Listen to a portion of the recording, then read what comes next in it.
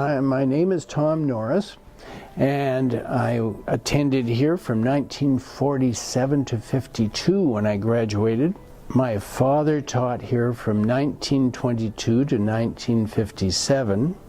My brother attended here from 1938 to 1943. Having come from Keel School to this huge, wonderful building, I was lost.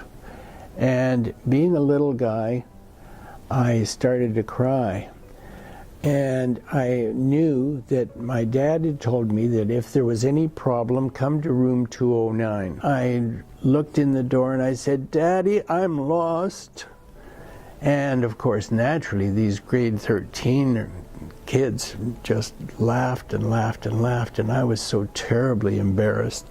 So, of course, that I think was a first memory, or a lasting memory, that first day in Humberside Collegiate Institute. I really appreciated, I think, the staff here.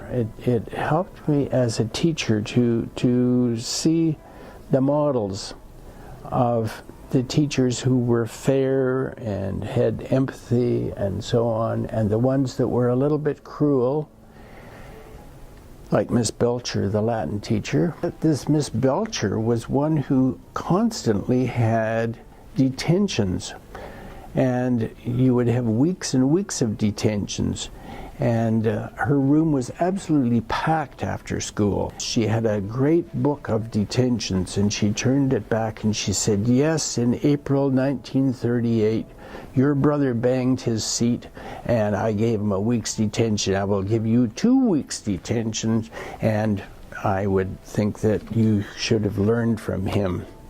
Also, I got a detention for saying American. You had to call them rebel colonists still. Now, during the Second World War, of course, I remember my dad training me as well as a kid, as he trained the students to watch for enemy planes, so that everybody knew what a German Junker plane or a Japanese Zero or whatever. It was all in preparation. When you were leaving Humberside, what was your last thought? Well, that was almost 65 years ago, and I think it was nostalgia, like leaving home, because really this was a home base. And what was the world going to offer me or present me? I think that there's a certain trepidation. The last thoughts of leaving Humberside, of course, it was appreciation for a wonderful, wonderful education.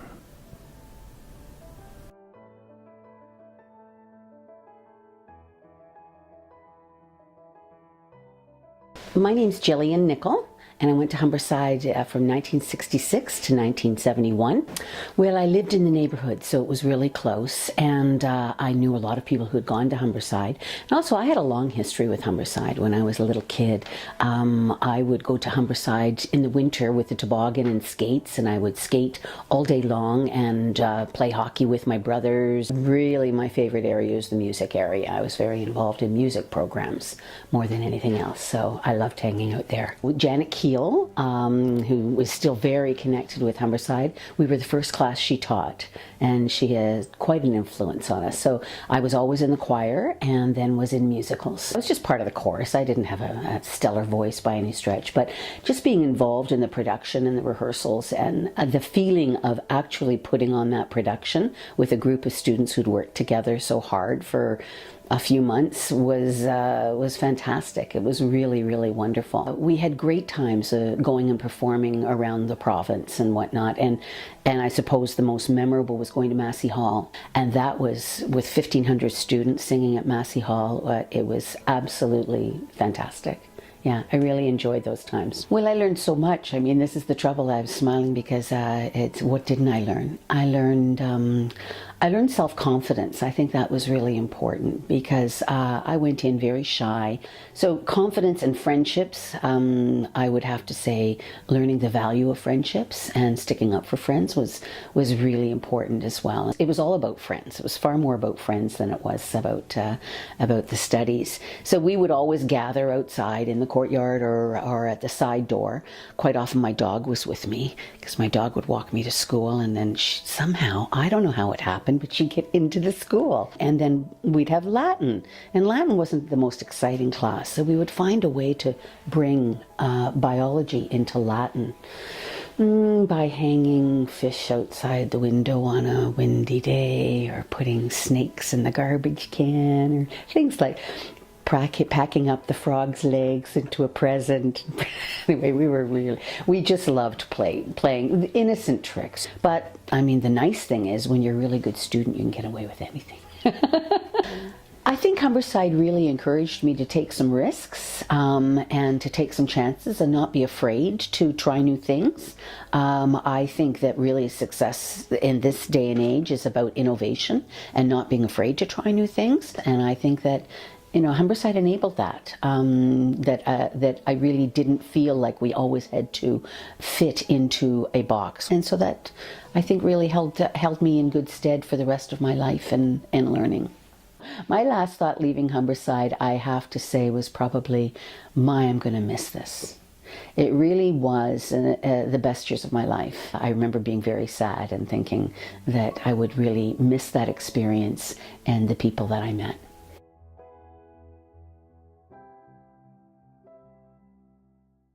I'm Doug Whiten. I went to Humberside from 1965 to 1971. Our grad class is known as the Friends of 71. Go Huskies! What was my favorite area and where did I spend my time? I really would have to say two places. One was Pete's Restaurant at the corner of Annette, and the other was Ravenna Stadium over there. We had a tendency to spend a lot of time out of class, not in class. We went to Humberside in a different generation than what is happening now. We had a lot more freedom, a lot more extension outside of the school. The biggest things that we really enjoyed were Friday night football games. I don't think that would really be happening these days. They've cut a lot of those activities out.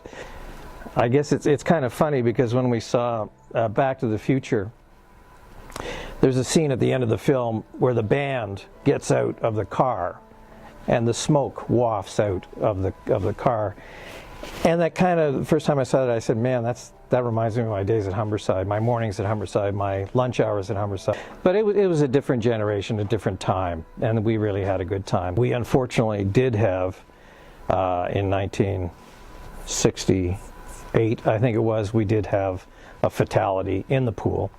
One of our classmates, Bruce Layton, we would always try and rush to the shower, dive into the pool, and swim around, fool around for a little while before the actual swim class started. And unfortunately, he was one of the fastest guys out of the shower and into the pool.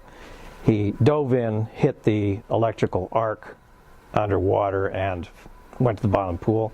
3 or 4 of my other buddies went in, try and get him. They hit the arc. They were pulled out. That was a class I skipped. Humberside, and specifically Mr. Harvey, shaped me for the rest of my life. He made me appreciate Canada, the geography, studying. He made me appreciate teachers. And I became a teacher. So I tried to give back to kids who were idiots like me, try and pull them out, save them the trouble and the time and the detentions, and kind of make them enjoy education. What was your last thought when leaving Humberside? It's over. It's over. It was a long 6 years. It was a long 6 years.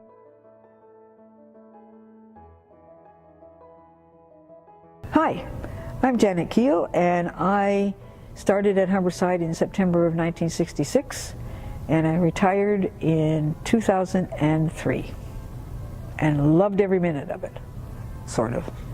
In those days there were jobs, and we drove around and looked at the schools that had a job, but this was the only school, first of all, that was a beautiful place to be, up on the hill, all the trees, and it had a full-time music job. So this was a perfect place for me.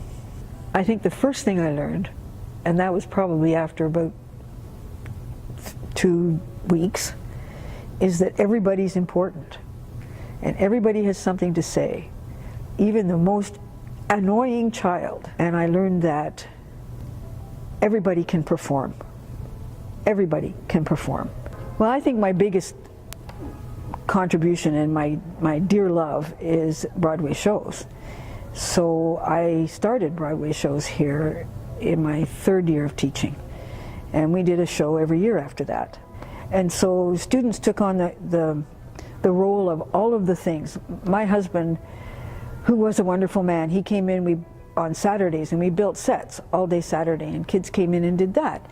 And kids learned to do with costumes, and they learned to do tickets, and they learned to do all of the things that make a Broadway show work. And they were fun. They were fun. You could put 100 people on this stage. You know, it was hard to do a kick line, but we had fun doing it. I also had a senior choir, and when I graduated in 2003, my senior choir was 225 kids. Lots of kids. It was wonderful. In my senior choir, I had the whole defensive line of the football team, and they came in uniform before practice, and the room did not smell nice. But the deal was, if you want guys in your choir, then you got to put up with that, and it worked. I think what I gave the students was the knowledge that they can do just about anything that they want to do if they really try. You know, my grade 9s are in their 60s now, and I keep in touch with a lot of kids. I call them kids. They're not kids. They're grandmothers, some of them, but that keeps me happy. I bet I have 150 students, ex-students, on my Christmas card list, and it's just my way of saying, hi, I'm still here, and they write back and say, hi, we're still here, and that's important to me. If you went under that painting, you would find 30 years of layers of paint, because we painted the backdrop on that wall every year, plus the fact that it became white, so I guess there's 60 layers, but I figured one day it's going to all fall down, right? The whole thing. You know, I was sad to leave here because that was my life. You know, when you get involved with the school and the kids and the thing, it was my life, and I'm blessed with that. And I would do another Broadway show at the drop of a hat.